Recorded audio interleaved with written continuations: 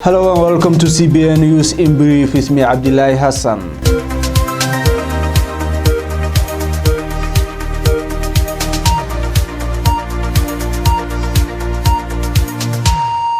Colonel Awil Saeed Shama'ar, the leader of Dulmidid rebellion in Sanaag region, ended his insurgency today, putting down his famous military fatigues and clad in Somali traditional attire.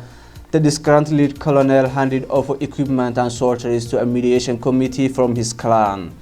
Colonel Arre announced in a short speech that he genuinely transferred all his sorceries to government control.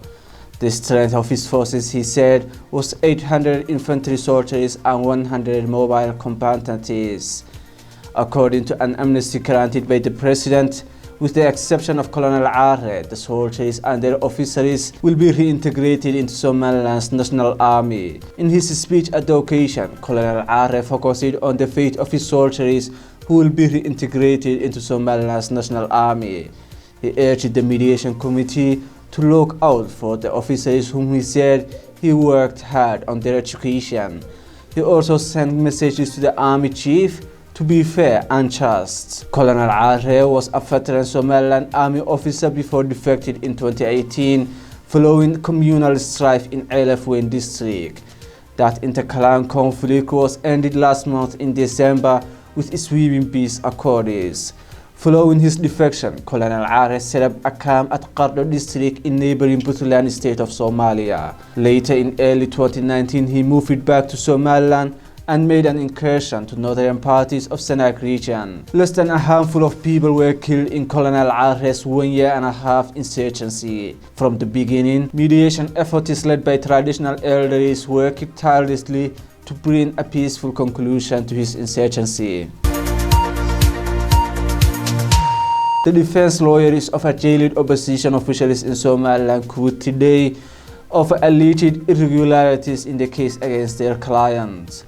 Three lawyers of Mahmoud Ali Saleban Ramah announced that they will stop representing him in the criminal case at the Maroodijeex Regional Court. In a press conference today, the lawyers argued that the case against Mr. Ramah has ended with the plaintiff withdrawing his case. That plaintiff was the Speaker of Somaliland's House of Representatives, Mr. Basha Mohammed Farah, who dropped his defamation suit on Monday. The Office of the Prosecutor General charged Mr. Ramah with 3 criminal counts. The first 2 charges are related to sedition and propagating false reports against government agencies. The third charge is defaming the Speaker of the House of Representatives, Basha Mohammed Farah. The charge sheet came a day after the Speaker announced that he dropped his suit against UID Party's official.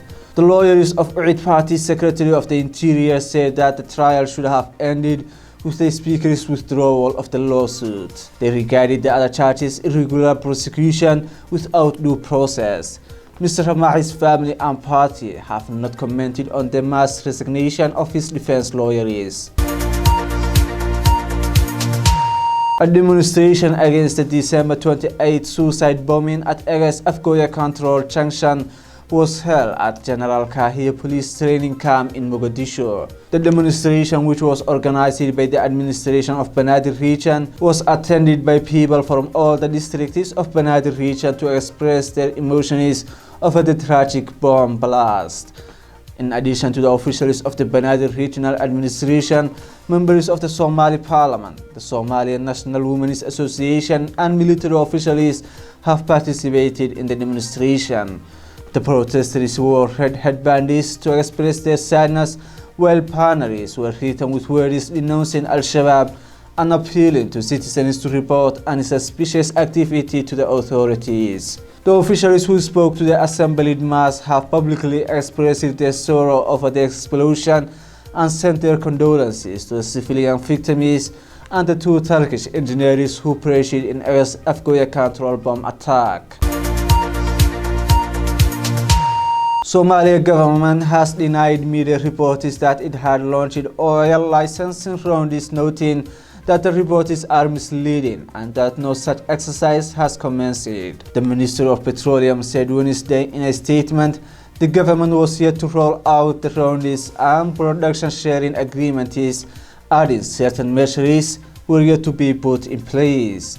The ministry has affirmed that it anticipates to launch first licensing round in the near future. The ministry added that it is committed to establishing an attractive fiscal and regulatory environment for the development of its hydrocarbon resources, and its production sharing agreement will reflect this when announced with the forthcoming licensing round. The website Research and Markets in its report of Somalia's upstream fiscal and regulatory guide said that Somalia was already offering production sharing agreements for upstream petroleum operations.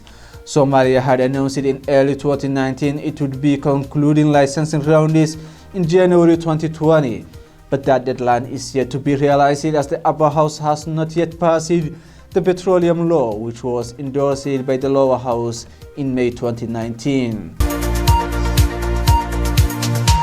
Somaliland's Member of Parliament Saeed Mohamed Roble apologized today for an obnoxious rant against certain clans in Somaliland. The MP from Sahel region apologized for vicious statements made during a phone call with a cousin of his.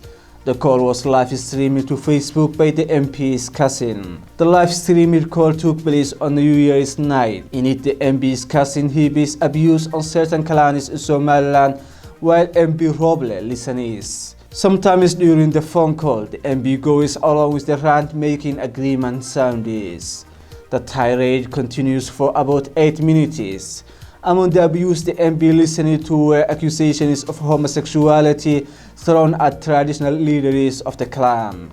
In his press conference today, the MP Saeed Ilmi Roble said that he received the phone call from his unstable cousin living in the United States. He apologized to the women traditional leaders and all sects of the abused clan. He expressed a regret that he went along with the tirade instead of closing the line immediately. MP Saeed Roble had earlier apologized for the incident in Facebook live video hours after the rant went viral. He recorded the video at 3 o'clock in the morning of New Year's Day. Still, some people called for his resignation from the House of Representatives, condemning his behavior as unbecoming of a member of parliament. Some even called for his prosecution. Thank you for joining us. That was our news in brief. Stay tuned for our more detailed and full news coverage later tonight.